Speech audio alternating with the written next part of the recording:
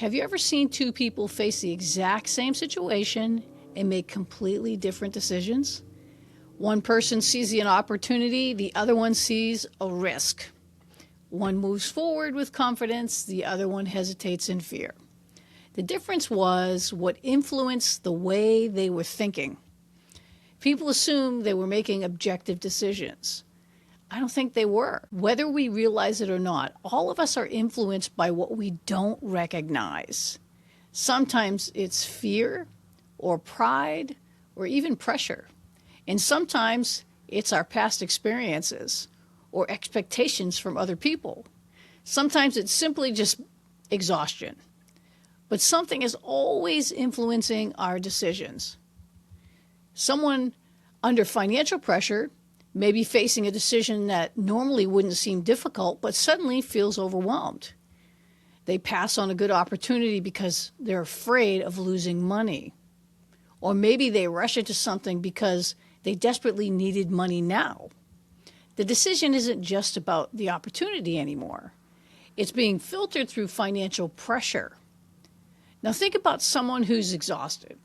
Have you ever noticed how much harder it is to think clearly when you're tired? Small problems can feel bigger, patience disappears faster, and we might react instead of thoughtfully responding.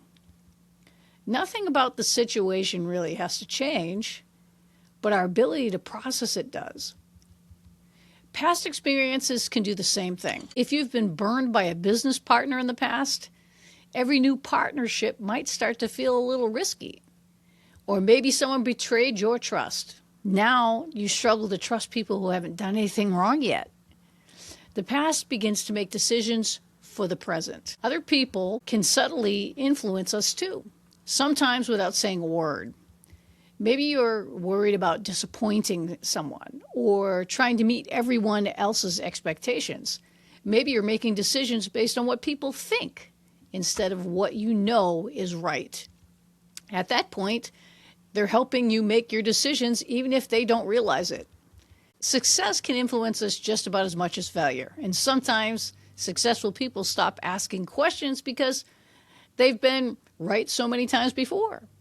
And sometimes they become overconfident. And other times they become afraid to make a mistake because they've had more to lose.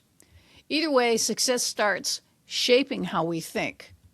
One of the reasons I spend so much time helping people process decisions is because we don't always see what's influencing us. We're too close to it.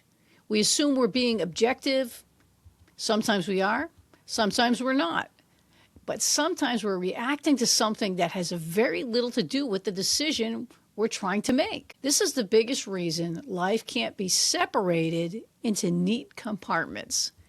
If your health is suffering, it can affect your thinking. If your finances are under pressure, it affects your confidence. If your relationships are strained, they affect your focus. If your values aren't clear, almost every important decision becomes more difficult. Everything is connected. Before you make your next important decision, ask yourself a simple question. What's influencing the way I'm thinking right now? Not just the facts or opinions. What's affecting the way you're interpreting those facts and opinions? Because until you identify what's influencing you, there's a good chance it'll keep influencing your decisions without your realizing it. And that's often where we make costly mistakes that begin to hinder what we're trying to do.